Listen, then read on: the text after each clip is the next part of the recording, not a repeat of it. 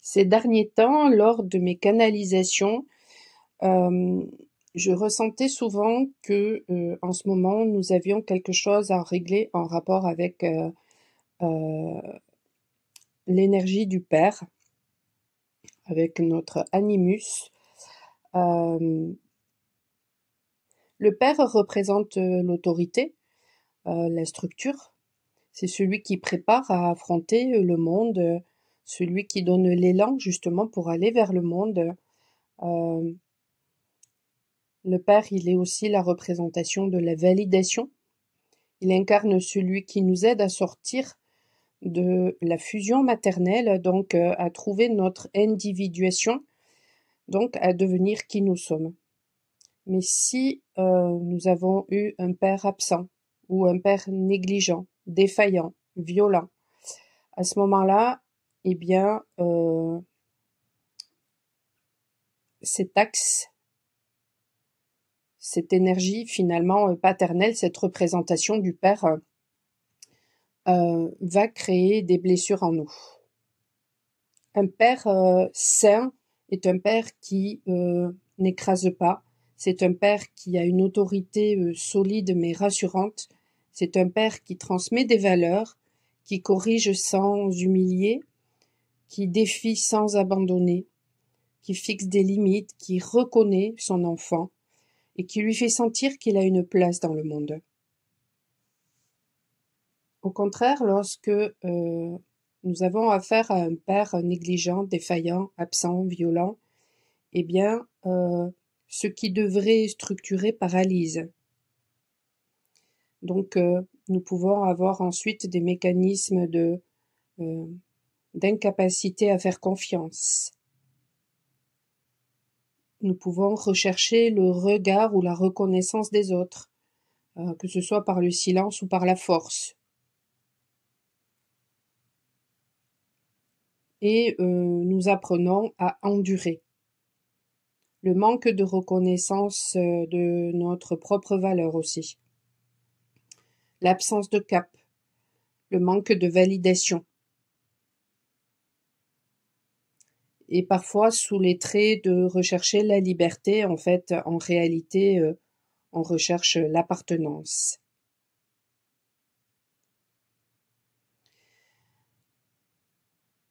On développe des mécanismes constants de faire ses preuves, de la difficulté à se détendre. On essaie en permanence d'être parfait. Le travail peut devenir quelque chose d'essentiel pour prouver que l'on mérite d'être là. Mais il manque quelque chose. On vit des tensions constantes, par peur de faire mal. On ressent de la culpabilité lorsqu'on reçoit. On n'aime pas se montrer. On développe des défenses parce qu'on a grandi sans modèle sain. Et lorsqu'on était enfant et que on a eu un père violent, agressif, l'enfant sait que quelque chose ne va pas, même si personne ne le dit. Le traumatisme est évident. Par contre, lorsque le père ne s'implique pas émotionnellement, lorsqu'il est absent, lorsqu'il n'écoute pas, ou lorsque même il peut provoquer de la violence, style abus, euh, que l'enfant d'ailleurs peut complètement occulter, mais en plein jour, le parent se montrera, le père se montrera sans geste déplacé, et bien à ce moment-là, euh, le père d'ailleurs pourra même fonctionner correctement en apparence. À ce moment-là, l'enfant s'adapte au peu en croyant que c'est déjà beaucoup. Il grandira en pensant que l'affection est quelque chose d'instable et que sa propre valeur doit être prouvée. La blessure à ce moment-là est beaucoup plus subtile. Il développera des stratégies qui le protégeaient lorsqu'il était enfant, mais qui l'enfermera, ou qui l'enfermeront plutôt, lorsqu'il sera adulte. Il sera sans attente, il ne demandera pas, il n'osera pas demander. Il se demandera pourquoi, à la limite même, il est si éloigné de ce parent, de ce père, de quelqu'un qui, en apparence, n'a jamais rien fait de mal. Donc il doutera de sa propre douleur et pensera que le manque est une faiblesse. Et il dissimulera sa blessure, ne la reconnaîtra pas. Dans les deux cas, que ce soit un traumatisme évident ou un traumatisme beaucoup plus subtil, l'enfant se blâmera lui-même, aura honte d'exister, apprendra à ne pas attendre, à ne pas montrer, à ne pas demander, à ne pas avoir besoin, à avoir peur de s'imposer. Il s'abandonnera lui-même et en apparence cela paraîtra comme étant peut-être même une force, mais en fait ça ne sera que de l'abandon de soi. Deviendra une armure, une rigidité, une cachette. Ressentir sera dangereux. L'adulte ne se permettra pas de faillir, d'être spontané. Il pensera que démontrer sa douleur, c'est perdre de la valeur, que réclamer de l'affection, c'est beaucoup trop risqué. L'enfant construit une persona impeccable en devenant adulte, mais intérieurement, il ne se retrouvera pas parce que tout ça n'est que abandon de soi. La personne que deviendra cet enfant pourra se sentir seul alors même qu'il aura beaucoup d'activités ou peut-être même beaucoup de gens autour de lui. Il pourra même être constamment dans le mouvement mais ressentira une fatigue constante.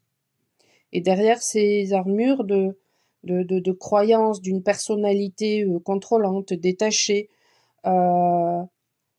l'enfant en soi sera toujours abandonné par soi. Lorsque cet enfant deviendra adulte, il se fermera par peur de revivre le rejet vécu lorsqu'il était enfant, par peur d'aimer et de ne pas être aimé en retour, de ne pas être reconnu. La froideur apparente n'en est pas, en fait. Elle n'est que de la peur de la douleur. Et en évitant la douleur, l'enfant devenu adulte évite la relation vraie, l'échange authentique, l'amour vrai, par peur d'aimer et bien sûr de ne pas être aimé en retour, comme je l'ai dit précédemment, mais par peur aussi de s'ouvrir et d'être ignoré, car l'amour exige vulnérabilité. Mais ce qui n'est pas intégré revient sous forme de destin, ou certains peuvent dire de karma, et dans ce cas-là, c'est souvent la solitude que vivra cet enfant devenu adulte. Donc ce qui était une protection par le passé devient une prison. Apprendre sera considéré comme quelque chose de dangereux, mais personne n'est fait pour vivre isolé. L'enfant non soutenu vivra cette répétition dans ses relations, tombera amoureux de personnes émotionnellement absentes ou de personnes toujours critiques, violentes, voire perverses. Répétition. Répétition avec espoir que l'amour arrive, espoir de reconnaissance, mais cela n'arrive pas. Cela n'arrive pas car l'autre n'a pas à guérir nos blessures. Donc le lien s'abîme, l'amour qui devrait être un pont vers quelque chose de magnifique et de constructif devient une épreuve. S'aimer, c'est comprendre que nous ne sommes plus cet enfant, c'est comprendre que nous méritons, c'est se reconnaître sans attente de reconnaissance extérieure, c'est se choisir, c'est ne plus avoir peur d'être rejeté, ne plus avoir peur d'échouer. C'est normal, c'est humain. C'est recommencer et ne pas abandonner. C'est arrêter le tribunal intérieur en étant juge, bourreau, victime. C'est être présent à soi en se traitant avec respect. C'est arrêter d'être son propre tyran. C'est être doux avec soi. C'est arrêter de se comparer ou d'être compétitif au point de vouloir écraser les autres. C'est être fier de soi, c'est s'autoriser le repos, c'est s'autoriser l'imperfection, car nous sommes parfaits dans nos imperfections. C'est reconnaître sa douleur, c'est prendre soin de soi, c'est cesser de s'abandonner.